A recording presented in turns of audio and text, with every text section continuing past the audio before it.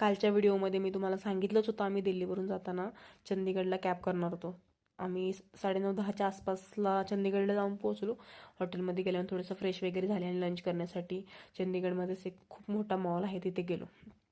चंदीगड सिटीपासून आम्ही बऱ्यापैकी आतमध्येच हॉटेल बुक केलेलं आणि 11पर्यंत चेकआउट करून चेकिंग होतं, तर आम्ही 11च्या आधीच पोचल्यामुळे आमच्याकडनं एक्स्ट्रा चार्जसुद्धा घेतला गेला. 1919 मार्केटबद्दल खूप काही ऐकलं होतं म्हणून तिकडे जाऊन जरा फिरलो, काही गोष्टी पाहिल्या. काही घेता नाही आलं, पण परत हॉटेलला आलो आणि चेंज केलं. संध्याकाळी संगीतचा कार्यक्रम होता. मी असा काहीसा शरारा वेअर केलेला. थोडीशी रेडी वगैरे झाले, सिंपल असा लुक केलेला. बांगड्या घालायचा प्रयत्न केला, त्या हातामध्ये शिरतच नव्हत्या. घातल्या पण नंतरनी असं वाटलं की नको, दोन्ही हातामध्ये नको, एकाच हातामध्ये राहू देत.